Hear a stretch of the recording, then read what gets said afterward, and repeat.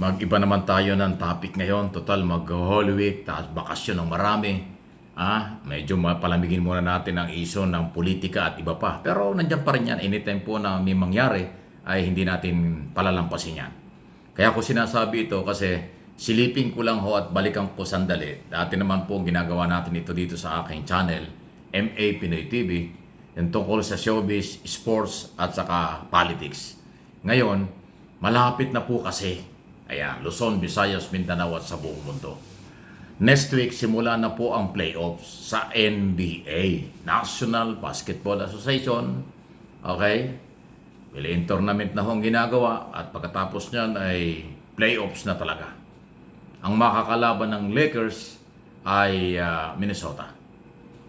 Okay? Ang makakalaban ng Denver ay ang LA Clippers.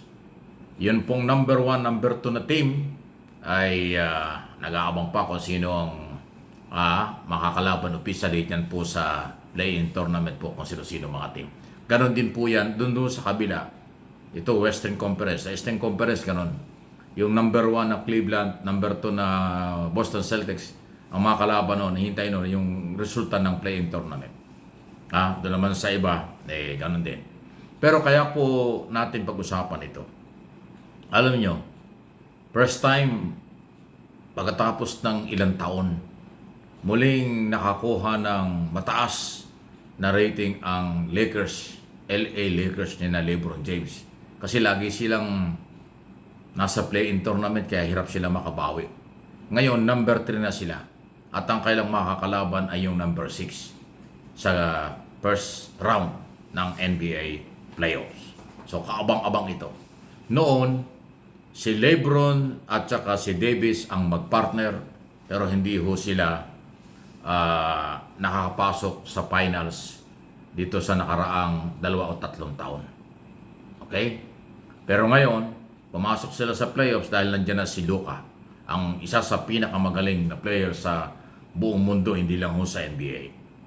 Tapos nandiyan pa si Austin Reeves na kaya nga meron ng tinuturing na Big 3 ang Lakers. Kaya kaabang-abang ito. Iba na ang level ng basketball ngayon. Kaya naman natin ito napapag-usapan para medyo makarelax. Holy Week, after Holy Week, yan na yan. Kasi nasa playoffs na nga po ang NBA na kahit to saan lugar mayroong Pilipino mahilig sa basketball. Lalo na ang kabataan. Kahit na yung may mga edad na rin mahilig sa basketball. Para medyo palipas oras. Alam nyo ang basketball, para din artista, showbiz, para din pelikula, para din ng politics. Sa politics, hindi mo malaman kung sino ang kalaban mo at kakampi sa mga kandidato. Kahit ang administrasyon ni Pangulong Marcos, hindi rin niya alam kung sino ang totoong kakampi. Merong mga nagbabalimbing, nagsisip-sip, nag-iiba ang paniniwala. Sa showbiz, ganoon din. Kakampi mo ngayon, sunod na araw, kaintrigahan na, chismis na, nakakasiraan na. Sa basketball, ganoon din. Kahit sila'y lahat professional, magkakaibigan, meron pang kaya nga liga yan, samahan ng mga professional basketball player, pero magkakatunggali yan, magkakalaban. Minsan nakakapersonalan, minsan nagiging masyadong physical, lalo sa playoffs talagang physical ang laro. So normal lang po yan sa kahit anong business. Politics, sports, at showbiz.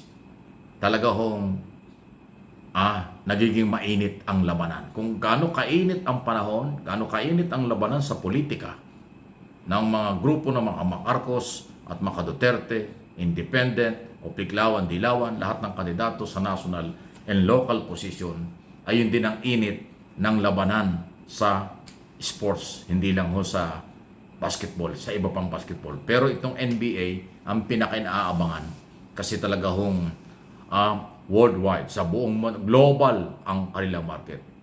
Buong mundo ang kanilang market. Sa buong Europe, mahilig sa basketball din yan. Yan din ang aabangan. Sa Middle East, ganoon din. At dito sa ASEAN, na kapitbahay natin, maraming malaking market ang ASEAN. Mga Pilipino, Chinese, Japanese, at iba pang lahi na mahilig sa basketball. Kahit mga taga Singapore, taga Australia, taga New Zealand, meron din sila mga NBA players. Tayong Pilipino, merong half Pilipino nandyan. Mga taga-Europe, marami yung magaling na taga-Europe nasa NBA at yung buong Amerika at Canada. Ayan po yan. So, kaya nga global Pero entertainment, sports, kailangan doon lang tayo. Iba kasi ginagawang sugal eh. Huwag na kayong magsugal. Yung iba kasi ginagawang sugal yung ending ng laro. May labanan katulad niyan. May pumapapuro sa Lakers, may papapuro sa Minnesota. Di ba? Mga ganon. Ngayon, yung Golden State Warrior ay nasa play-in tournament. So, okay, mga ganyan sitwasyon na pwedeng makakalaban ng... Sino ba pwedeng makakalaban nila?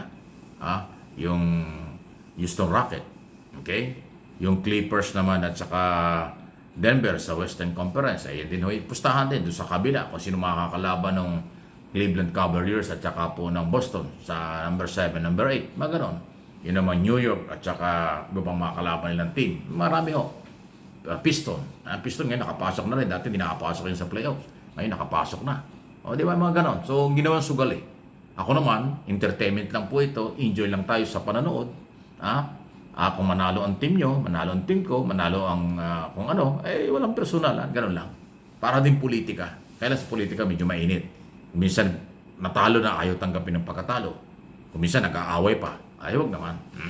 So, abangan natin, pamparelax after Holy Week ay itong NBA Playoffs. Game 1 or first round. Tapos second round. Tapos final sa Western at saka Eastern. Tapos magsasama yung NBA Finals. Ganun po yun eh. Patapos na ito eh. Hanggang June na lang.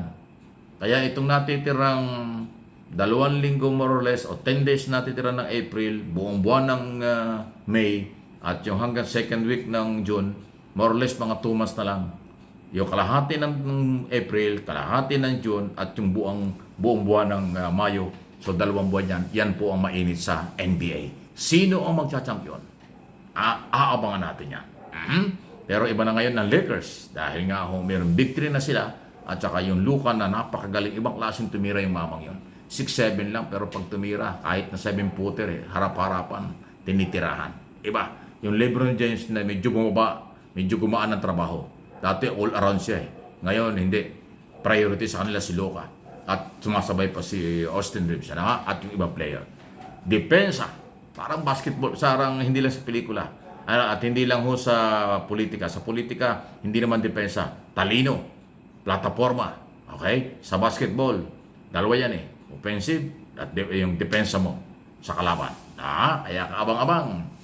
Politics, sports, at showbiz.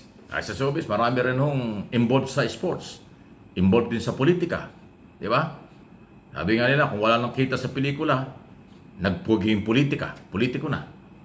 Ganon. Kung wala namang kita sa nasa sports, nagiging taga-showbiz, tapos pupunta sa politika. So yun po yung laro at buhay sa Pilipinas. Sa ibang bansa, ang showbiz hindi mahalo sa politika. Dito sa atin, rumble talaga eh. Politiko na, artista pa, involved pa rin sa sports. Vice versa. Di ba? Please like and share. Paki-forward po na yun para makarelax tayo. Kung kanino mang kayong team, respeto lang. Huwag kayong magalit doon sa ang paniniwala ng iba ay doon sila sa isang player, sa isang team. Ganun lang po. Yan ang nagpapaganda ng laro at nagpapaganda rin at nagpapagana ng panonood natin sa lahat ng sports, hindi lang NBA. Yung kanya-kanya. Pero inulit ko, huwag na kayong magsugal. Kasi hindi naman maganda ang sugal. At saka yung sugal ang nagpapainit ng laban eh. Mas magandang mag-enjoy na lang tayo pag nanalo. Pag natalo naman, huwag mawala ng pag-asa. Malayong sa susunod, manalo naman kayo. Ganun lang po yun. Please like and share, subscribe kung hindi pa, dito sa MA Pinoy TV.